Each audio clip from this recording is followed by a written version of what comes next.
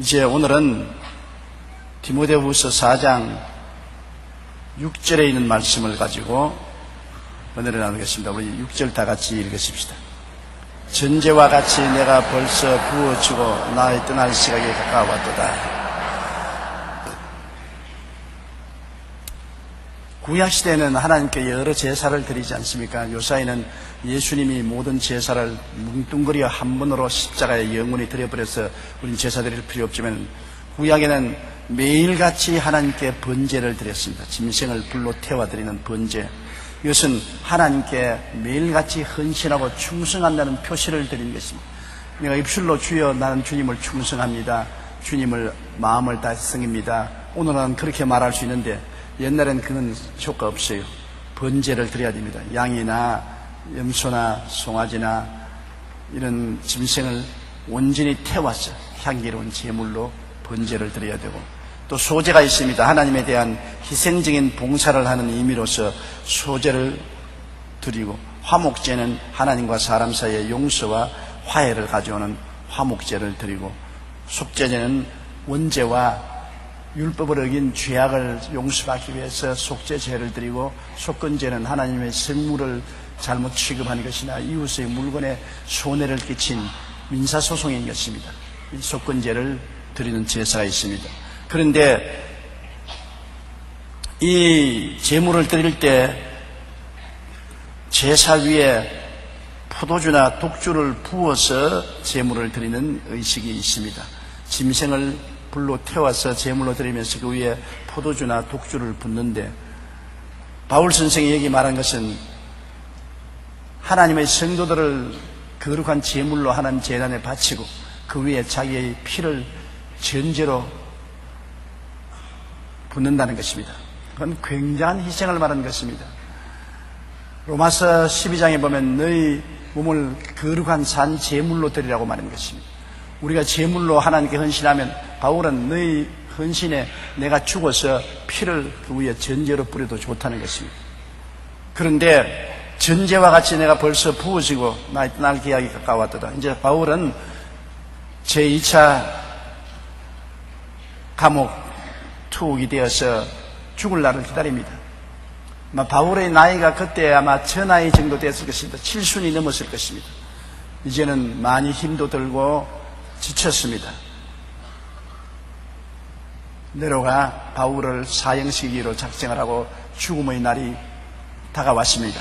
그걸 안 바울은 이제 전제와 같이 이미 부어받아, 지금 살아있으나 살은 목숨이 아니고 이미 목이 날아가고 피가 부어진 것과 같다. 떠날 시각이 가까워왔다는 것입니다. 바울 선생께서 로마에 갇혀서 감옥살이한 곳에 가보면 기가 막힙니다. 지하 감옥인데 뚜껑을 열고 밑을 들여다보면 한 사람 겨우 누울 만한 땅 감옥입니다. 그 속에서 하루 종일 쪼그리고 앉아있든지 겨우 발을 뻗고 눕든지 할 수 있는 것입니다. 그 지하 감옥에 바울 선생은 조그마한 촛불을 켜고 성경도 읽고 편지도 쓴 것입니다. 그러니까 운동도 전혀 할 수 없고 캄캄한 밤에 날짜가 어떻게 지나가는지도 모르는 그런 감옥 속에 있었습니다. 바울이 순교를 당한 곳에 가보면 바울을 나무 둥그리 위에 목을 얹혀놓고 도끼로서 목을 잘랐습니다. 도끼로서 목을 치니까 목이 떨어져서 퉁퉁퉁 3번 뛰었다고 하는데, 뛰는 곳마다 물이 팍팍팍 솟아났다고 합니다. 그런데 그 흔적이 지금도 있어요. 그때 안 가봤으니 모르겠지만은 전설을 통해서 보면 그와 같은 전설이 있습니다. 이와 같이 바울 선생은 전제와 같이 벌써 부어진 바 되고 나의 떠날 시각이 가까웠도다. 이제는 이 세상을 떠날 것을 확실히 알고 하나님 앞에서 디모데에게 편지하는 것입니다. 여러분, 사람들이 주님을 잘 섬기고 하나님 뜻대로 사는 사람은 떠날 기약을 잘 알아요. 제가 오랫동안 목회하면서 보니까 병상에 들어있어도 나에게 기도받고 난 다음, 목사님 나는 며칠 후에 떠납니다. 시간을 말하는 사람도 있어요. 아무 날 몇 시면 난 떠납니다. 그래서 오랫동안 병하라니까 혼돈이 되어서 그러는구나. 근데 아니게 아니라 그때가 되면 떠나요. 하나님께서 어떤 사람들에게는 이 세상을 떠날 때 그 떠날 시간을 미리 가르쳐 주시는 것입니다. 바울 선생은 가르쳐 줄 필요도 없어요. 감옥에 들어가서 사형 연도를 받았으니까 사형 집행 날짜가 언제 다가올지 모릅니다. 사형 집행 당하는 사람에게는 날짜를 안 가르쳐 주니까 사형 선고가 내렸으면 언제고 이름을 부르면 나가서 사형을 당하는 것입니다. 그렇기 때문에 바울 선생은 이미 죽은 목숨과 같습니다. 그는 디모데에게 말합니다. 나는 선한 싸움, 7절 같이 읽으십시다. 나는 선한 싸움을 싸우고 나의 달려갈 길을 마치고 믿음을 지켰으니. 바울 선생은 일생을 돌아보면서 디모데에게 말했습니다. 나는 선한 싸움을 싸웠다. 프랑스의 유명한 문학가인 빅토르 휴고는 말하기를 인생은 태어날 때부터 자연과 싸우고 이웃과 싸우고 자기와 싸운다. 오늘 너는 뭐라고 사느냐? 싸우기 위해서 산다. 내일 뭐하고 사느냐? 싸우기 위해서 산다. 모레는 뭐하냐? 죽는다. 그래서 인생은 싸우다가 죽는다는 것입니다. 여러분, 형제가 많은 집안에 태어나서 보면은 밤낮 싸웁니다. 우리는 9 형제간이 자랐는데 부유하고 풍성하게 사는 집에서 태어났으면 안 싸우지만은 한 방에 이부자리 하나를 덮고서 자는데 한 놈만 몸부림쳐서 몸에 이불을 감아버리면 다른 사람은 전부 다 배앓이를 해야 되는 것입니다. 그러므로 9이가 누우면 이불을 딱 서로 쥐고서 안 놓으려고 합니다. 그러니 화장실에 한번 갔다 오면 그만 이불 자리가 없어요. 누울 자리도 없고 이불도 없습니다. 이부자리 때문에 싸우지요. 음식 먹을 때 밥상에 음식이 풍부하지 않지 않습니까? 밥은 있는데 반찬이 풍부하지 않기 때문에 서로 숟가락을 두고 탁 기다리겠다. 어머니가 시작! 그럴 때 먹어야지. 안 그럴 때 먹으면 호함을 칩니다. 엄마, 오빠가 다 먹는다. 그러면 어머니가 부엌에서 나와서 호함을 치십니다. 왜 같이 먹지 혼자 먹느냐. 그리고 먹기 시작하면 맛을 볼 여가 없어요. 빨리 먹어야지. 맛을 봤다가는 못 얻어먹으니까 막 주워 먹는 거예요. 막 주워 먹는 거예요. 그러니까 형제가 많으면 어릴 때부터 야, 인생은 싸우는구나. 편안하게 살지는 못하거나 생존 경쟁에 이기는 놈은 얻어먹고 이기지 못하는 놈은 굶어 죽는구나. 그걸 배우게 되는 것입니다. 그래서 형제가 많은 곳에 자라면 싸우는 것도 배우고 화해하는 것도 배웁니다. 싸웠으면 못 사니 서로 대화하고 타협하고 화해도 해야 된다. 혼자 자란 애는 싸울 필요도 없고 대화와 화해할 필요도 없어서 이 세상 적응에 힘이 듭니다. 많은 형제하고 살면 인생은 싸우는 것이고 또 인생은 서로 대화하고 화해하는 것이고 협조해서 살아야 된다는 것을 배우는 것이 좋은 이익점도 있는 것입니다. 그런데 목회 생활을 하는 사람은 더구나 인생은 싸움입니다. 저는 이제 49년의 목회를 했는데 돌아보면 다른 것은 기억 안 나는데 늘 싸운 기억은 나는 것입니다. 목회자가 싸우는 것은 자기하고 싸우는 것입니다. 나는 몸이 약했기 때문에 매일 새벽 기도 일어나는 것이 그렇게 힘이 들었어요. 밤 늦게까지 공부하고 신방하고 난 다음 새벽 4시 반이면 또 일어나서 새벽 기도를 하러 가는데 그게 몸에 늘 너무나 부담이 되어서 견딜 수가 없습니다. 그런데 새벽에 제가 종종 못 일어나면 우리 최하실 목사님이 깨우러 오거든요. 빨리 일어나시오. 교인들이 다 기다리고 있는데 뭘 해요? 빨리 일어나요. 그러면 쭉 일어나서 침대에 들어 앉으면 일어날 수가 없어요. 그러면 최 목사님이 수건을 물에다 적시 와서 머리에다가 탁 얹어버리면 정신이 바짝 들지요. 내가 많은 경우에 최 목사님 보고서 날 죽여요. 죽여. 정말 힘이 지쳐서 나는 늘 그것이 기억이 납니다. 내 개인의 건강과 싸우는 것. 몸이 약했기 때문에 건강과 싸우면서 주일날 6번 설교해야 되고 매일 새벽기도 해야 되고 매일 신방해야 되고 수요일날 예배인도하고 금요일날 철학인도하고 언제나 죽음과 결투를 하는 육신의 허약과 싸웠습니다. 내가 잊을 수 없는 것은 서대문에 있을 때 새벽에 늦잠을 잤어요. 그때는 이제 그래도 전화도 있었으니까 전화가 자꾸 배울 소리가 이게 누가 자는데 전화를 거냐고 전화를 받으니까 최 목사님이 교회에서 전화를 해요. 아니 조 목사 아직까지 자. 지금 새벽기도에 교인들이 모여서 기다리고 있는데 목사가 안 나오니 어떻게 하냐? 보니까 벌써 5시예요. 얼마나 놀랐던지 일어나가지고서 얼굴을 씻고 하닥 성경을 들고서 죽으라고 뛰어가서 강단에 올라가니까 온 교인들이 배를 안고 웃는 거예요. 그래 보니까 내가 파자마 바람으로 왔어요.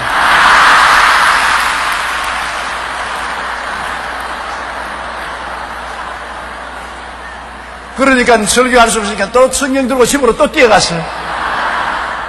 그래서 옷 갈아입고 오니까 교인들 다 가버리고 없어요. 몸이 허약하니까 몸의 연약과 싸우는 그 투쟁, 늘 싸워야 돼요. 죽기 아니면 살기로 싸워야 돼요. 그때 나는 몸이 건강한 사람을 보고 신기하게 느꼈습니다. 저렇게 건강하게 살 수 있으면 얼마나 좋을까. 유언장을 써서 우리 집 사람에게 주워놓고서 저는 살았었습니다. 그 다음에 주의 종의 싸움은 공부를 하는 것이 싸움입니다. 늘 공부하지 않으면 뒤떨어지니까 시사도 다 시사 주간지도 다 읽어야 되고 신문도 다 읽어야 되고 그 다음에 잡지도 읽어야 되고 신학적인 서적도 읽어야 되고 좌우간 자꾸 읽어야 돼요. 공부를 해야 돼요. 그러니까 굉장히 공부하는 부담이 힘이 듭니다. 그 공부 안 하면 어떻게 하냐? 하루라도 공부를 안 하면 자기가 알고 이틀을 공부 안 하면 가족이 알고 사흘을 공부 안 하면 교인들이 알아보는 것입니다. 사람이 천재도 아닌데 한 교회에서 목회를 벌써 4, 5년 하고 나면 미천 다 떨어지는데 저는 한 교회에서 50년을 하고 있으니까 내가 무슨 만재도 아니고 천재도 아닌데 어떻게 그렇게 합니까? 성령님의 도우심으로 끊임없이 노력하고 공부하는 것입니다. 이것도 싸움이지요. 몸이 피곤해도 공부해야 되고 꾸벅꾸벅 졸아도 공부해야 되는 것입니다. 그게 또 보태어서 해외 선교를 하려면은 열심히 외국어 연말을 해야 됩니다. 가만히 있어서 외국어로 말이 나오지 않아요. 계속해서 외국어 연말을 했는데 어린아이 때부터 배운 말은 안 잊어버리는데 나이가 자라서 배운 말은 자꾸 잊어버리고 안 쓰면 까먹어버리는 것입니다. 그러므로 계속해서 외국어 공부해야 되죠. 자기 개발을 위한 투쟁은 끝없는 싸움인 것입니다. 선한 싸움인 중에서 그리고 기도하는 것도 싸움이지요.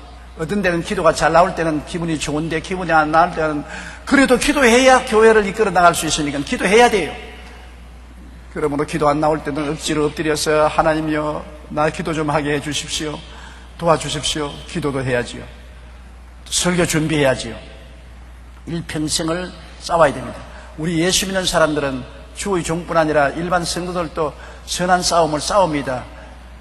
영적인 전쟁을 끝일 날이 없습니다. 이 세상에 사탄이 있기 때문에 예수 믿고 난 다음에 내가 유혹을 이기고 의와 진리와 거룩함으로 지은 새 사람을 입고 살려니까 먹고 싶은 거 안 먹어야지, 보고 싶은 거 안 보아야지, 가고 싶은 걸 안 가야지, 절제해야지. 자기와의 싸움도 보통 싸움이 아닙니다. 늘 자기를 쳐서 싸우는 겁니다. 그리고 마귀와 싸우고 귀신과 싸워야 되고 병하고 싸워야 되고 가난과 싸워야 되고 시련과 싸워야 되고 거룩한 싸움, 영적 전쟁은 끝이 없는 것입니다. 더구나 바울 선생 같은 분은 그 당시에 홀라 빈손 들고 온 구라파 소아시아를 복음화하러 나가니까 여행의 고통도 있고 잠자리 고통도 있고 병들 때 고통도 있고 먹고 사는 고통도 있고 여비의 고통도 있고 제자들 데리고 다니는 고통도 있고 모든 것이 싸움이었었습니다. 여러분 인생은 태어나서 죽을 때까지 환경과 이웃과 자기와 싸움이 계속되는 것입니다. 그 싸움에 지면 낙오자가 되고 패배하고 이기면 승리자가 되는 것입니다. 그러므로 우리가 예수 그리스도를 믿고 말씀을 늘 생각하고 말씀 안에서 꿈꾸고 말씀 안에서 믿고 말씀을 긍정적으로 시인하는 것은 싸움에 이기려고 하기 때문에 그런 것입니다. 우리는 영혼이 잘됨같이 범사에 잘됨에 강건하고 생명을 얻되 넘치게 얻기 위해서는 놀라운 신앙의 승리가 있어야 되는 것입니다. 언제나 말씀을 생각하고 언제나 하나님 앞에서 긍정적이고 적극적이고 창조적인 자화상을 가지고 언제나 믿음을 선택하고 입술로 끊임없이 긍정적인 시인을 하고 싸우고 나가서 우리 운명과 환경을 제어하고 이기는 것을 말하는 것입니다. 바울 선생은 선한 싸움을 마지막까지 싸웠습니다.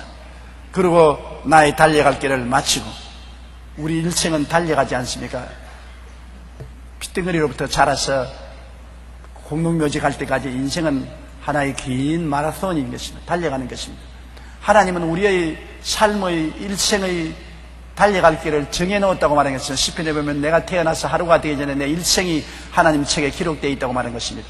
내가 몇 살에 죽을 것인지 우리는 모르지만 하나님은 이미 알고 계신 것입니다. 사람이 살면 70이요 강건하면 80이라 평균적으로 정해놓은 것은 70이 베이스 라인이고 오래 살면 80이고 그 위에는 보너스로 사는 겁니다. 그래도 이 세상에 사는 사람이 병들어서 일찍이 죽을 수도 있고, 사고가 나서 일찍 죽을 수도 있고, 전쟁에 나가서 일찍 죽을 수도 있고, 재난을 당해서 일찍이 죽을 수도 있고, 이 세상에 죽을 일 많아요. 편안하게 백화점에 가서 물건 사다가 무너져가지고서 죽는 사람 있는가 하면, 버스 타고 가다가 마침 그 버스가 지나간 다리가 무너져서 떨어져 죽는가 하면, 나무 건축 현장에 들어가다가 위에서 물건이 떨어져서 맞아서 죽기도 하고, 침대에서 떨어져서 죽기도 하고, 죽을 일 너무나 많습니다. 살아있는 것이 기적이라고. 그런데 우리의 일생의 삶의 길이 하나님이 이미 정해놓았기 때문에 얼마나 살다가 죽을지 그것은 우리는 모르지만 하나님은 정해놓았지 않습니까? 저는 항상 오래 못 살 것 같았습니다. 폐병으로 너무 고생하고 젊은 시절에 몸이 해약해졌기 때문에 그 이후로 늘 몸이 연약했기 때문에 제가 30을 못 넘기지, 40을 못 넘기지, 50을 못 넘기지, 60을 못 넘기지, 70을 못 넘기지, 그러면서 지금까지 살아왔어요.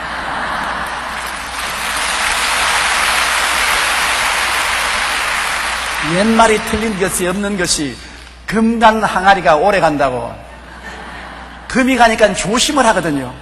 많이 안 먹고 과로하지 아니하고 어찌 몸을 잘 다스리려고 애를 쓰는 것은 금이 가는 항아리이기 때문에 떨어뜨리면 박살이 나므로 조심을 하는데, 튼튼한 항아리는 아무렇게 취급하다가 막 한꺼번에 떨어져서 박살이 나버리거든요. 나는 건강하다, 나는 뭐 까딱없다고 해서 무리를 하고 과로를 하고 과식을 하고 과음을 하고 그러다가 픽픽 쓰러져 죽는 사람 많지 않습니까? 바람에 날려갈 듯이 한달한달한 사람이 오래 살거든. 그래서 하나님이 저를 지금까지 살려준 것으로 생각하는다만, 그러나 그 모든 일 위에 하나님이 수명은 정해놓은 것입니다. 하나님이 정해놓고 또 이 세상의 사역도 이미 정해놓은 것입니다. 자기가 인생에 일할 때가 있고 일을 거칠 때가 있는 것처럼 저도 사역을 시작할 때가 있고 이제 사역을 끝날 때가 다가오고 있는 것입니다. 제가 1958년에 사역을 시작해가지고서 이제 금년도에 49년, 내년에는 50년이 됩니다. 내년 5월 18일이면 희년이 됩니다. 50년이 되면은 저는 손 틀고 뒤로 물러가려고 생각하고 있는 것입니다. 왜 그러냐면 구약시기에도 보면은 희년이 되면은 다 원상복구를 하는 것입니다. 물건을 팔아도 집을 팔아도 땅을 팔아도 희년이 되면은 주인에게 그냥 돌려주는 것입니다. 다 새로 시작하는 것입니다. 하나님이 저에게는 자비와 긍휼을 베풀어 주셔서 희년까지 목회를 할 수 있도록 해주신 건 너무나 감사하고, 달려갈 길을 50년 동안 목회를 달려가게 만들어 주신 것을 생각할 때 감격하지 아니할 수 없어요. 요사이는 뛰어온 길을 안길을 들어보면 저와 함께 뛴 최자실 목사님도 천당 가셨고, 저와 함께 뛴 존 허스턴 목사님도 천당 가셨고, 삼총사로 일했는데 둘이는 다 천당 가버리고 나만 남아있는데, 나도 언제 하나님이 부르시면 부르심을 따라서 가려고 준비를 하고 있는 것입니다. 사실은 천당 가는 것 두렵지 않아요.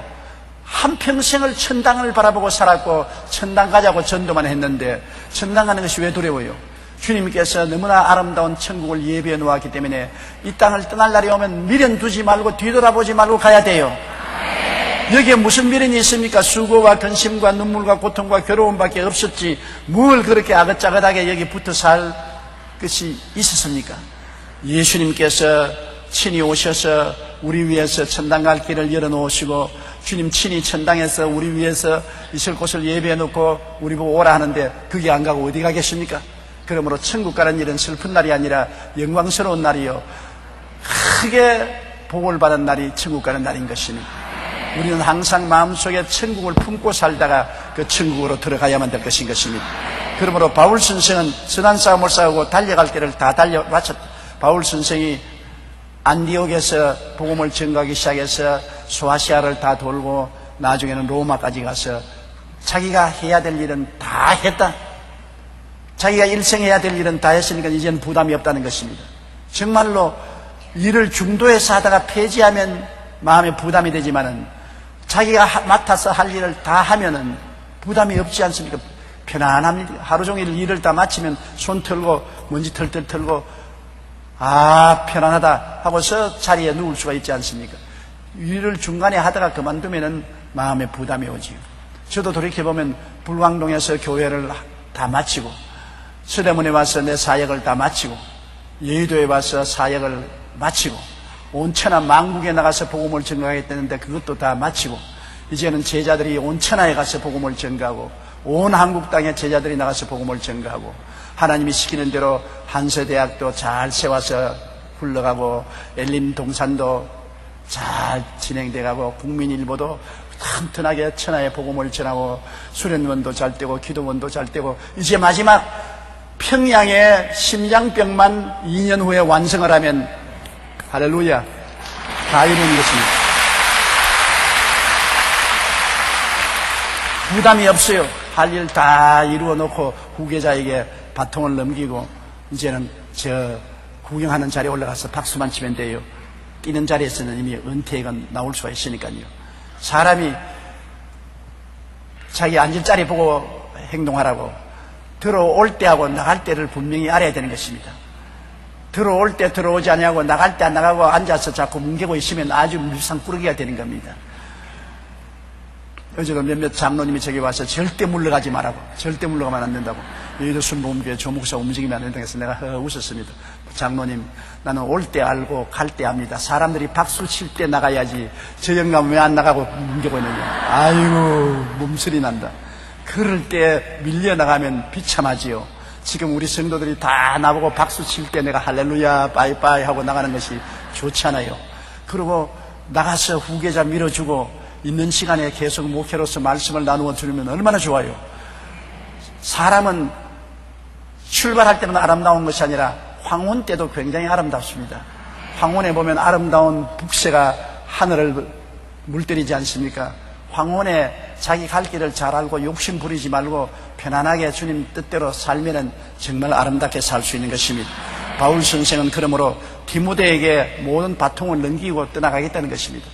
끝까지 죽을 때까지 내가 온 소아시아와 구라파 전도를 책임지겠다고 발버둥치는 거 아닙니다. 내가 할 만큼 할 일은 했다. 이제는 후계자인 디모데에게 바통 넘기기 위해서 디모데에게 오라고 하는 것입니다.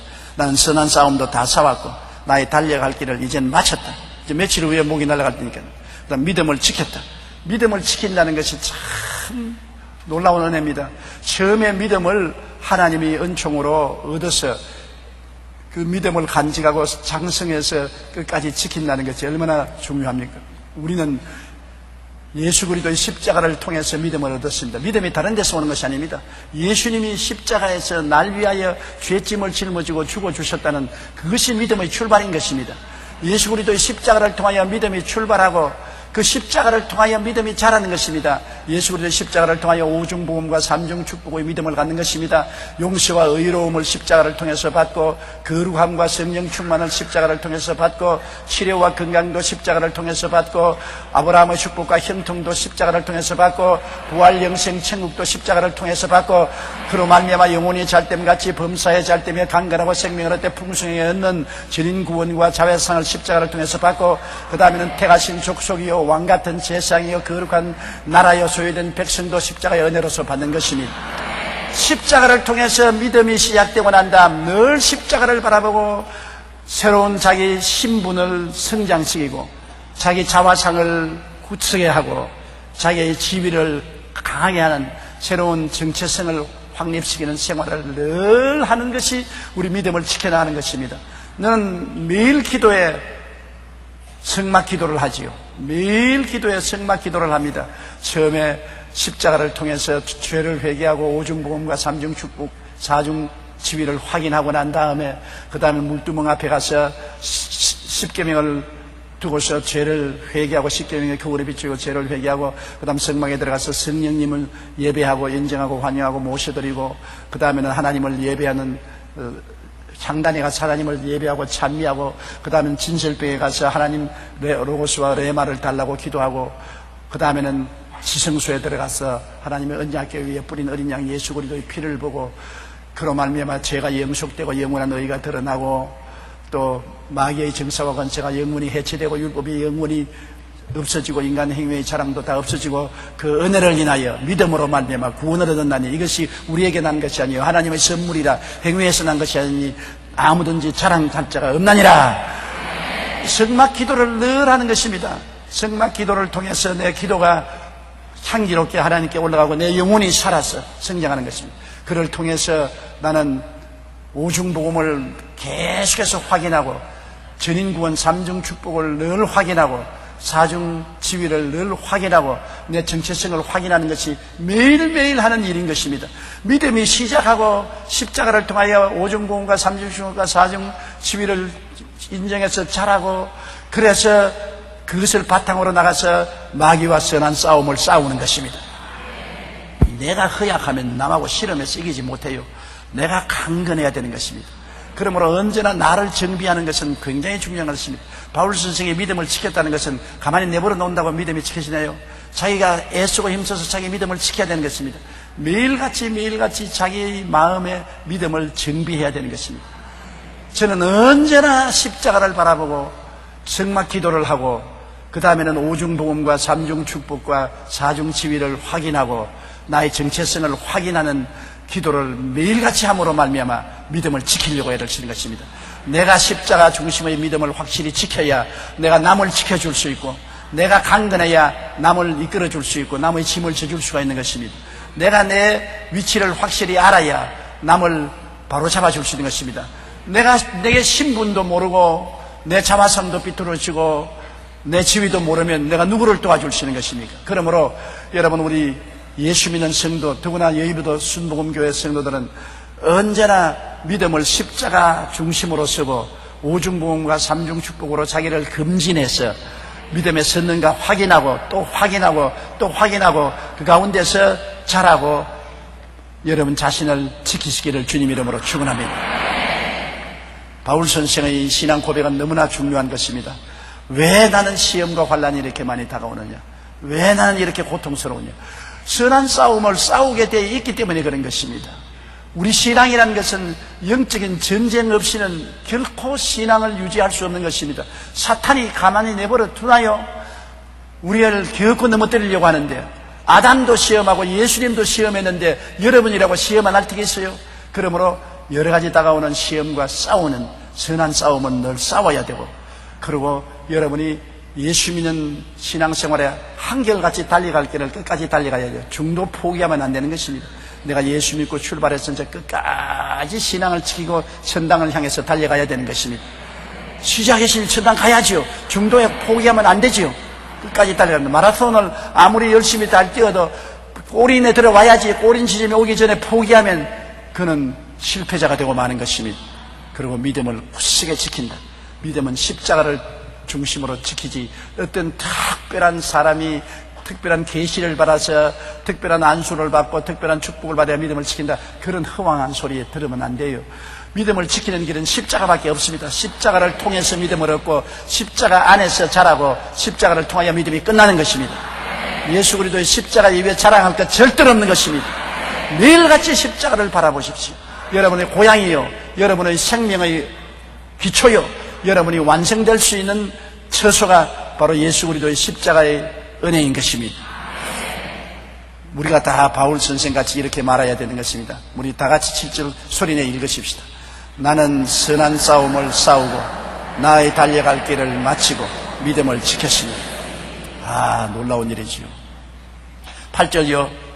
이제 후로는 나를 위하여 의의 면류관이 예비되었으므로 주 곧 의로우신 재판장이 그날을 내게 주실 것이라. 내게만 아니라 주의 나타나심을 사모하는 모든 자에게든지라. 이제 후로는 나를 위하여 의의 면류관이 예비되었다. 우리 하늘나라에 가면 하나님이 다 면류관을 주시는 것입니다. 상급을 주시죠. 면류관이 없는 사람이 없는데 바울 선생은 의의 면류관을 준다고 말하는 것입니다. 의의 면류관은 의롭게 사는 사람만 받을 수 있는 것입니다. 이 세상에 적당히 세상과 타협해서 사는 사람은 의의 면류관은 못 받습니다. 의의 면류관은 예수 믿고 의롭게 사는 사람, 하나님의 은혜로 값없이 의롭다함을 얻고 난 다음에 그 의의 열매를 맺고 사는 사람은 의의 면류관을 받습니다. 그 다음에 하늘에 가면은 썩지 않는 면류관이 있습니다. 삶의 경주에서 승리한 것입니다. 끝까지 예수를 믿은 사람은 썩지 않은 면류관, 시들지 않는 면류관을 주는 것입니다. 여러분, 예수를 끝까지 잘 믿으면 면류관을 받기는 받아요. 시들지 않는, 썩지 않은 면류관을 받아요. 제일 하짜리 면류관입니다. 의의 면류관은 의롭게 살았기 때문에 굉장히 광채나고 영광스러운데, 이거는 썩지 않은 면류관이니까 얼마나 하면 썩을 뻔 당했어요. 별로 가치가 없어요. 그러나 천당에는 올라갔어요. 그러니까 면류관에도 하나 덮어 써야 되겠는데 썩지 않은 면류관 쓰고서 돌아다니는 것입니다. 그 다음에 생명의 면류관이 있는 것입니다. 생명의 면류관은 순교자의 면류관입니다. 이거 가장 높은 면류관인 것입니다. 목숨을 바친 면류관, 죽도록 충성하라 그러면 내가 너에게 생명의 면류관을 주리라.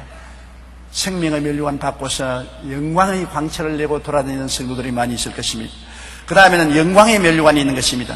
주로 영광의 면류관은 주의 종들이나 장로님, 권사님, 집사님, 지역장, 구역장들 같이 봉사를 많이 하는 봉사의 면류관이 영광의 면류관인 것입니다. 봉사를 많이 했으면 영광의 면류관을 받으라고 하는 것입니다. 그 다음에는 기쁨의 면류관이 있는 것입니다. 내가 주님 앞에 설 때 많은 사람이 모여와서 박수를 칩니다. 왜 박수 치느냐? 이분을 통해서 우리 예수 믿고 전도받고 구원받았습니다. 내가 전도해서 많은 사람이 구원을 받았으면 그것이 주님 앞에서 기쁨의 면류관을 받는 조건이 되는 것입니다. 기쁨의 면류관을 받게 되는 것입니다. 그러므로 되게 면류관을 많이 받을수록 좋지 않습니까? 최소한도 썩지 아니할 면류관을 받아야 되겠고, 그 다음에 많이 봉사해서 영광의 면류관도 받아야 되겠고, 많이 전도해서 기쁨의 면류관도 받아야 되겠고, 그 다음에는 의롭게 살아서 의의 면류관도 받아야 되겠고, 생명의 면류관은 순교는 좀처럼 힘드니까 그것은 못 받더라도 면류관 4개는 받을 수가 있는 것입니다. 순교의 면류관까지 받으면 머리에 5개를 쓰고 다녀야 돼요. 굉장하죠. 여러분 오늘 생각해 보시오. 여러분 면류관 몇 개 쓰겠습니까? 가만히 생각해보시오. 썩지 않을 면류관은 끝까지 받아야 될 것입니다. 그렇지요. 그거는 못 받으면 천당 못 들어가니까 끝까지 다름질한 사람은 썩지 않을 면류관은 받을 것입니다. 그러면 봉사를 열심히 하시는 분들은 영광의 면류관을 받죠. 여러분 지역장, 구역장 한번 손들어 봐 주십시오. 지역장, 구역장 한번 크게 손들어 봐 주십시오. 왜 지역장, 구역장 수가 이렇게 적어? 안구역장, 안지역장 손 한번 들어 봐 주십시오. 수가 왜 그렇게 적어요? 아무것도 아닌 사람 손 들어 보십시오. 여하간 좋아요. 지역장이든 구역장이든 아무도 아니든 간에 여러분께서 많은 봉사를 기회 있을 때마다 하십시오. 주의 이름으로 이웃을 섬기는 봉사 일을 하면 영광의 면류관을 얻게 되는 것입니다. 한 사람 이상 전도한 사람 한번 손으로 가십시오. 2사람, 3사람, 10사람, 100사람, 그 영광의 면류관은 받기를 받는데 다이아몬드 수가 적겠다. 많은 사람을 주께로 인도하는 사람들은 영광의 면류관을 받게, 기쁨의 면류관을 받게 되는 것입니다. 그러므로 우리 바울 선생은 담대하게 말했습니다. 나는 의의 면류관이 예비되어 있다. 의롭게 살았으므로 내 중심으로 살지 않고 주님 중심으로 살고 세상과 짜가야 살지 않고 거룩하게 하나님 섬기면서 살았기 때문에 나는 의의 면류관이 정해져 있다고 그는 담대하게 말한 것입니다. 언제 주느냐? 주 곧 의로우신 재판장이 그날에 내게 주실 것이며 내게만 아니라 주의 나타나심을 사모하는 모든 자에게도라. 바울만 의의 면류관을 받는 것이 아니라 주의 나타나심을 앙마하고 기다리면서 세상과 타협하지 않고 이렇게 살아온 모든 사람에게 의의 멸류관을 주겠다고 말씀하신 것입니다. 난 오늘 신문에 보고서 내가 놀란 것은 미국의 어떤 정치인이 왜 세상에 이렇게 재앙이 많은지 하나님을 법정에 고발을 했습니다. 세상에 재앙이 많다고 하나님 책임지라고 법정에 하나님을 고발하는 사람이 어디 있어요?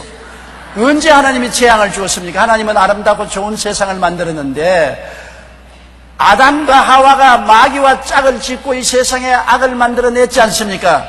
하나님은 악을 만든 적이 없습니다. 하나님은 죄를 만든 적도 없고 불의와 추악을 만든 적도 없고 병을 만들지도 아니했고 가난도 만들지 않고 죽음도 만들지 않았습니다. 아담과 하와가 타락해서 마귀와 더불어 죄와 불의와 추악과 질병과 저주와 죽음을 가져왔지요. 이것을 주님께서 제하기 위해서 십자가를 걸머지시고 몸을 찢고 피를 흘리셔서 사람들이 지어놓은 그 재앙을 청산하려고 얼마나 고통을 당해서 죄도 청산하고 추악도 청산하고 질병도 청산하고 저주도 청산하고 죽음도 청산해서 다 이루어 놓았고, 믿으면 이제는 영혼이 잘 때면 같이 범사에 잘 때면 강건하게 해주게 되는데 안 믿으니까 은총을 받지 못하지요.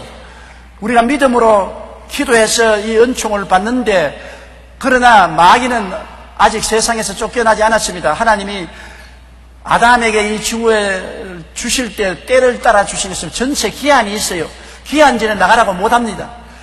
아담이 이 지상을 받아서 다스리는 기한에 마귀는 그것이 인수받았기 때문에 기한이 차야 쫓겨나가지 아직 마귀의 때가 오지 않았습니다. 그러므로 예수님이 오실 때 귀신이 구하면 때지 않습니까? 왜 때가 오기 전에 쫓아내려고 하냐고.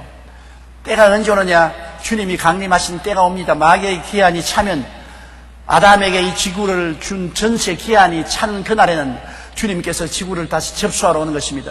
그날이 오기까지는 마귀는 온갖 회오리 바람을 다 일으키며 안 믿는 사람을 통해서 간음하고 강간하고 살인하고 폭력을 행하고 테러를 행하고 폭탄을 터뜨리고 전쟁을 일으키고 전부 마귀가 하는 짓인 것입니다.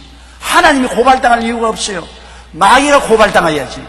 그럼에도 불구하고 하나님은 이 가운데라도 우리가 성도들이 나라가 임하게 하옵소서, 하나님의 다스리는 주권이 임하게 해달라고 기도를 하면 하나님이 간섭을 하겠다는 것입니다. 마귀가 전세를 가지고서 날뛰더라도 하나님이 중간중간에 개입할 수 있는 것은 성도가 나라가 임하여 달라고 기도함으로 통해서 개입할 수가 있고, 뜻이 하늘에서 이루어진 것이 땅에서 이루어져 달라고 부르짖어 기도하면 기도를 통해서 하나님이 마귀가 하는지를 중지시키고 억압할 수가 있는 것입니다. 그렇지 않고는 마귀가 지구를 전세내어서 있는데 전세 기한이 차기까지 하나님은 정의로운 하나님인데 마음대로 쫓아내지 못하는 것입니다. 하나님은 오직 예수 그리스도를 통해서 마귀가 죄 때문에 가져온 그 고통을 주님께서 십자가를 통해서 청산했을 따름이요, 기한은 주님이 약속한 대로 마귀는 전세 기한까지 지구에 머무를 것입니다. 이러므로 예수 믿음으로 말미암아 죄로서 다가온 여러 가지 고통은, 재앙은 하나님이 그리스도를 통해서 청산해 주었지만은 마귀를 지구상에서 쫓아내지 않는 것은 전세 기한이 차기까지 하나님도 기다려야 되는 것입니다. 하나님은 공의로운 하나님이라 폭력을 사용하지 않습니다. 공의롭게 아담에게 전세를 주었는데 아담이 그 전세집을 마귀에게 넘겨주었었습니다.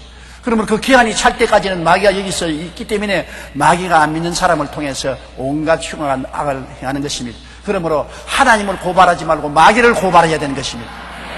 우리는 마귀를 고발합니다. 이 나쁜 놈의 새끼야, 고발받아라. 마귀를 고발한 것입니다.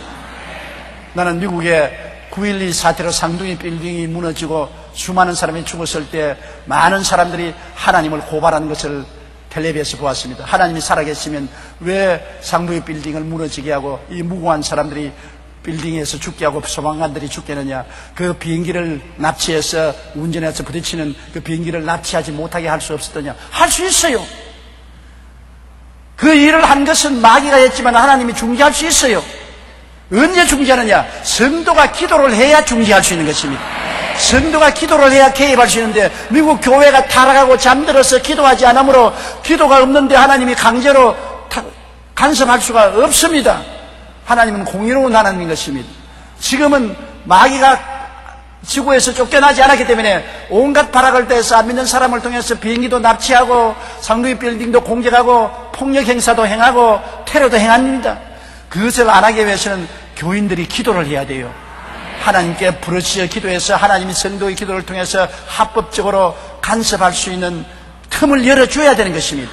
기도도 안 하고 가만히 있는데 하나님이 합법적으로 간섭할 수가 없지 않습니까? 앞으로 상루이 빌딩 같은 파괴가 안 일어나려면 미국의 교회들이 기도해야 되고 한국 교회들이 기도해야 돼요.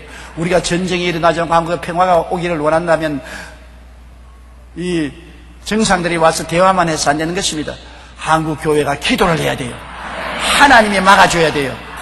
하나님이 문을 닫으면 열자가 없고 열면 닫을 자가 없는데 하나님이 열고 닫을 수 있는 합법적인 권한을 드릴 수 있도록 기도를 해줘야 되는 것입니다. 그러지 않으면 마귀가 하나님께 대해서 저항을 합니다. 무슨 권리로 내가 지구를 전세에 받아서 내가 여기서 활동하는데 나를 막습니까? 무슨 권리입니까? 하나님은 정의로운 하나님이 폭력을 행사합니까? 하나님이 왜 폭력을 행사합니까? 그렇다고 하면 하나님은 폭도가 아닙니까? 하나님은 정의로운 하나님이기 때문에 전지전능하시지만 폭력을 행할 수는 없는 것입니다. 그러나 성도가 기도하면 내 백성이 기도함으로 나는 내 백성을 위해서 간섭할 수 있다. 내 백성이 기도함으로 나는 내 백성을 보호하기 위해서 간섭할 수 있다. 그럼 마귀도 별 도리 없는 것입니다. 그렇기 때문에 마귀가 우리 이걸 털어갖고 기도하지 마. 야, 기도하지 마. 잔소리하지 마. 기도하지 마. 성경 공부 오케이 좋다. 교회 와서 찬송하는 거 좋다. 기도하지 마. 미쳤어. 기도하는 건 전부 다 광신자야. 왜? 기도하면 하나님이 합법적으로 간섭하기 때문인 것입니다. 그렇기 때문에 첫째도 둘째도 셋째도 기도해야 개인도 살고 가정도 살고 사회도 살고 국가도 살고 세계도 사는 것입니다. 기도하지 않은 개인은 죽습니다. 기도하지 않은 가정, 기도하지 않은 사회, 국가는 마귀의 지배하에 놓여 있는 것입니다. 하나님이 항상 우리에게 주권을 행사하고 하나님의 뜻을 이루기 위해서는 끊임없이 기도의 향기가 올라가야 하나님이 그를 통해서 합법적으로 우리 가운데 간섭할 수가 있는 것입니다. 그러므로 어떠한 지상의 사고가 났다고 해서 하나님을 원망하지 마십시오. 하나님께 책임을 돌리지 마십시오. 모든 재앙은 아담의 후손들과 마귀가 만들어 놓은 것이지 하나님이 만들어 놓은 것이 아닙니다.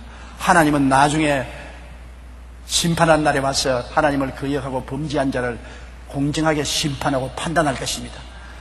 아직까지는 하나님의 심판의 때가 이르지 않았습니다. 우리는 말하기를 나쁜 사람 당장 왜 벼락을 안 때리냐. 아이고 하나님 저 나쁜 사람 왜 벼락을 안 때리고 배 두드려 가면 잘 먹고 잘 살게 내버렸냐. 지금은 벼락 때릴 때가 아니기 때문에 안 때리는 것입니다. 벼락 때릴 때가 와요.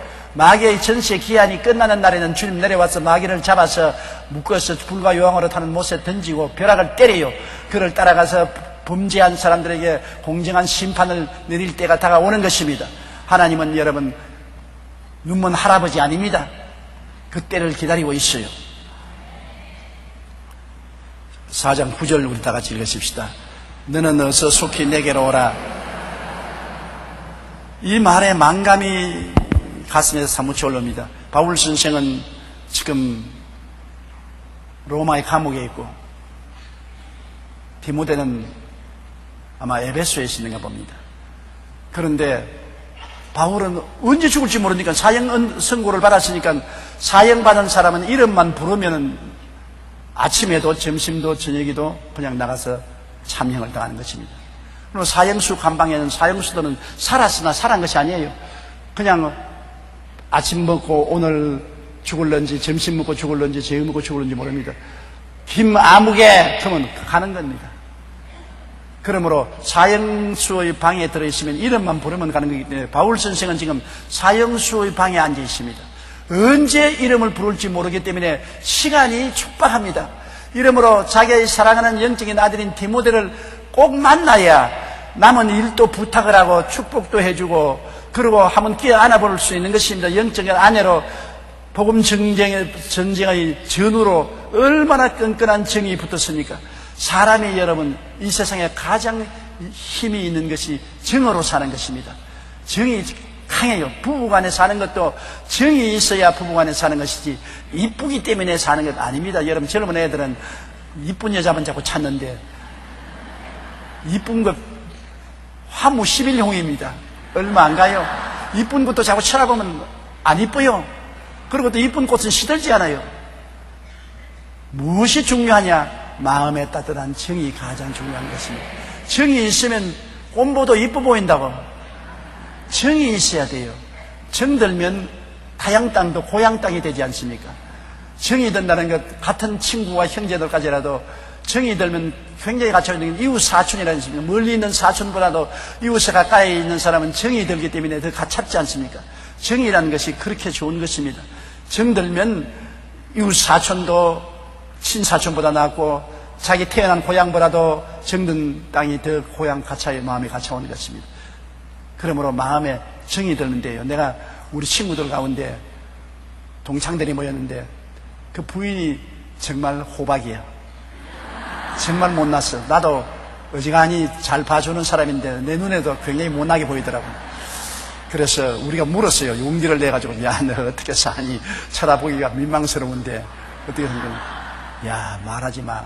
나는 우리 마누라만 딱 쳐다보면 얼마나 마음에 정이 떠오르는지 모른다.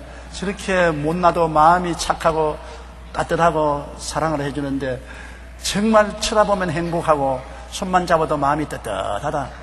그게 내가 감동을 느꼈어요. 네 말이 맞았다. 네 말이 맞았다. 얼굴의 아름다움이 아니라 정이 있으면 쳐다봐도 아름답고 손을 잡아도 따뜻하고 좋다. 정이 좋다. 정들고 살아야 되겠다. 제가 그 사람에게 배운 것이 있습니다. 바울 선생은 디모데에게 정이 들었어요. 들대로 들었습니다. 자기가 낳은 자식보다도 더 깊이 정이 드는 것은 바울 선생은 선교 여행 때 늘 디모데가 따라다니면서 자식이 아버지를 돌보듯이 돌보고 받들고 심부름을 했으니 얼마나 끈끈한 정이 들었습니까? 그런데 언제 죽을지 모르니까 빨리 와야 되겠다 말입니다. 그 당시에는 빠른 동력선이 있는 것도 아니고 비행기가 있는 것도 아니고 자동차가 있는 것도 아니고 걸어서 오려면 몇 달이 걸리고 돛담배를 타고 오더라도 오랜 시간이 걸리니까 바울 선생은 마음이 급했습니다. 너는 어서 속히 되게로 오라. 또 겨울이 오면은 바닷물이 얼기 때문에 배가 또 못 옵니다. 화동을 항구에서 해야지 배가 항해를 못하기 때문에 바울 선생은 이래저래 디모데를 볼 수 있을는지 없을는지 모르기 때문에 빨리 너는 속히 내게로 오라. 그 다음 10절요. 데마는 이 세상을 사랑하여 나를 버리고 데살로니가로 갔고 그레스게는 갈라디아로 디도는 달마디아로 갔고. 이제 바울 선생은 일을 마치게 되니까 정리정돈으로 해야 되는 것입니다. 자기의 수행원 제자들을 다 각각 임명을 하는데 여기 아주 슬픈 이야기는 데마는 이 세상을 사랑하여 나를 버리고 데살로니가로 갔고. 제1차 선교 여행 때 데마는 데살로니가에서 바울의 설교를 듣고 구원을 받고 바울을 따라서 로마까지 와서 복음 증거에 같이 참여했으나 그만 바울이 나이 늙고 감옥에 갇히고 순교할 정도가 되니까 낙심해버리고 하는 것입니다. 그래서 바울을 등절뿐 아니라 신앙도 버린 것입니다. 데마와 같이 바울 선생의 측근에 따라다니면서 목회를 하던 사람도 신앙에 낙심해서 바울을 배척하고 신앙을 떠나버린 사람도 있는 것입니다. 그런데 데마는 원래 이렇게 타락하는 사람은 여러분 처음부터 마음속에 깊이 예수 그리스도를 구주로 모시는 중생의 체험이 없었기 때문에 그런 것입니다. 정말 내 영혼 속에 예수 그리스도를 구주로 모셨으면 떠날 도리가 없습니다. 어떻게 떠납니까? 내가 예수 그리스도께서 날 위하여 십자가에 몸짓고 피 흘려서 나 일생의 죄악을 다 청산해주고 날 대신 죽어주신 예수님, 나를 영원히 구원하기 위해서 그 모진 고통을 다 참아주신 예수님을 내 영혼의 구주로 모시더니면 예수님은 나에게는 금보다 더 귀하고 은보다 더 귀하고 지위나 명예나 권세나 부귀 영화보다 더 귀하고 내 생명같이 귀한데 예수님을 어떻게 떠나요? 떠날 수 없어요. 나는 지금 예수님을 떠날 바에야 죽는 것이 낫다고 생각하는 것입니다. 예수님 없이 어떻게 살아요? 예수님 계시기 때문에 금도 은도 보화도 부귀도 영화도 가치가 있지. 예수님 없는데 그것이 무슨 가치가 있어요?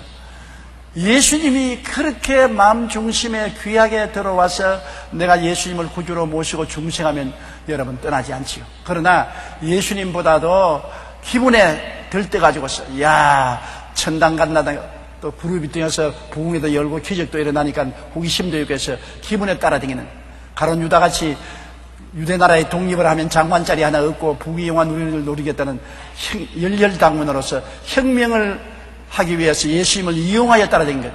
예수님을 주로서 모시지 않고 이용하고 따라다니는 사람이 예수님이 만왕의 왕 만주의 주가 되지 않고 십자가에 죽겠다고 말하니까 배반하고 예수님을 은산심 향해 팔아먹은 것입니다. 데마도 바울 선생이 목회하는데 굉장히 성령의 역사가 일어나고 기사와 이적이 나타나고 하나님의 영광이 나타나는 걸 보고 신바람 나니까 아주 기분 좋게 바울 선생을 따라다녔지, 종교적인 사람이 되었지 예수님을 이해하지 못한 것입니다. 예수님을 깨닫고 믿었으면 데마가 바울을 버리고 예수님을 재버리고 다시 고향 땅 데살로니가로 갈 수가 없습니다. 성경 66권 중에 가장 비참한 구절 한 구절이 바로 이 구절입니다. 데마는 이 세상을 사랑하여 나를 버리고 예수님을 사랑하지 않고 바울을 사랑하지 않고 세상을 사랑했다. 온 세상은 마귀에게 속였으니 마귀를 사랑하고 떠나갔다. 세상을 사랑하면 떠나가는 것입니다. 여러분, 우리가 늘 모이기를 피하지 않고 구역 예배도 모이고 교회 주일날도 모이고 수요일날도 모이는 것은 신앙을 뜨겁게 해서 세상에 들어오지 못하게 하는 것입니다. 세상 사람들과 자꾸 사귀면 세상을 사랑하는 마음이 들어오면 떠납니다. 주님의 품을 떠나고 교회를 떠나게 되는 것입니다. 그렇기 때문에 우리 예수 믿는 사람은 모이기를 패하지 말아야 되는 것입니다. 자꾸 모여서 서로 격려하고 하나님 사랑을 두텁게 해야 되는 것입니다. 오늘날 많은 가정이 파괴된 이유도 요사이 산업화 사회에 너무나 각자 바쁘기 때문에 부부간에 만날 시간이 없습니다. 서로 대화할 시간이 없기 때문에 결혼하고 난 다음에 그저 하숙생 생활을 하고 서로 대화를 못하므로 마음에 두터운 정이 없기 때문에 그냥 세상에 들어와서 떠나는 것입니다. 자기 남편보다도 아내보다도 세상의 친구들이 더 가깝고 직원들이 더 가깝고 세상이 그 마음을 점령하고 있으니까 세상이 그런 대로 떠나니까 서로 조금만 싸움이 나도 이혼하고 마는 것이죠. 우리가 언제나 마음을 뜨겁게 사랑하고 정이 두텁게 하기 위해서는 세상이 못 들어오도록 막아야 되는데 그것은 늘 모이기를 패하지 않고 기도하고 서로 염려해주고 서로 격려해주고 밀어주고 끌어주는 협동이 필요한 것입니다. 바울 선생은 데마는 떠났으니까 그뿐이고 그레스가라는 제자는 갈라디아 목사로 디도는 달마디아 주의 종으로 보내고 누가만 나와 11절요. 누가만 나와 함께 있느니라. 내가 올 때 마가를 데리고 오라. 그가 나의 일에 유익하니라. 누가는 바울 선생이 안디옥에서 복음을 전가하기 시작할 때부터 함께 따라 의사입니다. 그러니까 바울 선생을 따라다니면서 목회만 돌볼 뿐 아니라 바울은 몸이 약했기 때문에 바울의 건강을 늘 돌보았습니다. 바울이 하나님의 기적으로 눈병도 나았지만 하나님은 바울에게 계시를 너무나 많이 주었기 때문에 교만하지 않기 위해서 사탄의 사자를 허락해서 사탄의 사자가 바울을 늘 때림으로 바울이 굉장히 육체적 고통이 있어서 마귀가 떠나도록 3번이나 강구했습니다. 바울도 절대로 마귀에게 놀려서 병드는 것이 하나님 뜻이 아닌 것을 알았기 때문에 3번이나 강구했습니다. 병드는 것이 하나님 뜻이 아닌 것을 알았기 때문에 3번이나 간절히 고쳐달라고 기도하니까 하나님이 내 은혜가 내게 좋게 하더라. 내가 약할 때 내가 강해진다. 너무 계시를 많이 받고 은혜를 많이 받았기 때문에 내가 너를 약하게 하지 않으면 교만해져서 사탄의 종이 된다. 바울 같은 사람이 교만해져서 사탄의 종이 되면 세계가 절단강산이 나는 것입니다. 그러므로 바울에게 브레이크를 가야 되겠습니다. 바울에게 너무나 계시란 강한 엔진을 주었기 때문에 브레이크가 필요한 것입니다. 여러분, 자동차가 속도만 낸다고 안 돼요. 엔진이 강할수록 삐 누르는 브레이크가 필요한 것입니다. 브레이크 없이 속도를 그대로 내면 막 다리 위를 뛰어 넘어가 버리고 막 하천을 뛰어 들어가고 강으로 뛰어 들어가고 다 죽어버리고 말아요. 브레이크를 강하게 걸어야 됩니다. 바울은 너무나 엔진이 강합니다. 은혜의 엔진이 강하기 때문에 브레이크를 걸기 위해서 사탄의 사자를 보내어서 강하게 브레이크를 걸었습니다. 몸이 너무나 고통스럽고 괴로운데 무슨 병인지는 말을 안 했어요. 육체의 가시가 시시각각으로 찌른같이 걸었습니다. 그렇기 때문에 의사인 누가가 끊임없이 보조를 해준 것입니다. 누가가 마사지도 해주고 치료도 해주고 약재를 가지고서 부신도 해주고 그래서 누가는 바울과 1, 2, 3차 선교 때 같이 하고 마지막 바울이 죽을 때 감옥에서 함께 있은 것이 누가인 것입니다. 그래서 누가는 바울에 대해서는 정말 말할 수 없는 가까운 친구요 동역자였고 하나님의 성령의 뜻을 따라 누가복음을 적었고 사도행전을 적었던 것입니다. 여러분, 누가복음이 얼마나 사복음 중에도 더 상세하게 적은 것이 바로 의사인 그가 정교한 의술을 가진 사람이기 때문에 사건도 수술하듯이 상세하게 적었던 것입니다. 그리고 사도행전은 바울행전, 성령행전입니다. 바울과 함께 사역한 모든 것을 적은 것이 사도행전인 것입니다. 그래서 누가는 나와 함께 있느니라. 네가 올 때는 마가를 데리고 오라. 그가 나의 일에 유익하니라. 마가는 원래 바울 선생하고 사이가 틀렸던 사람입니다. 제1차 전도 때 중간에서 힘이 들다고 도망을 쳐버렸었습니다. 그래서 바울은 마가를 배신자로 생각하고 미워했지만은 나중에는 화해하고 마가와 함께 다시 일을 열심히 하게 됩니다. 그래서 마가가 바로 마가복음을 지킨 사람입니다. 마가라는 것은 헬라어로서 이름이 마가고 히브리어로서 이름이 요한이, 마가 요한. 그 마가 요한의 다락방에서 120문도가 성령 받았고, 마가 요한의 어머니가 열렬한 신앙인이었고, 마가 요한은 예수님이 잡혀갈 때 담요 하나 걸치고 빨가벗고 가다가 원수들이 잡으니까 담요 던져버리고 빨가벗고 본전 덜렁거리면서 도망친 사람이었습니다. 이 마가 요한은 참 재밌는 사람이에요. 바울하고 서로 사이가 멀어졌다가 나중에는 서로 사이가 좋아져서 디모데 보고 마가를 데리고 오라. 그건 나의 일에 유익하다고 말한 것입니다. 그리고 12절요. 두기고는 에베소로 보내었노라. 두기고는 에베소로 보내었노라.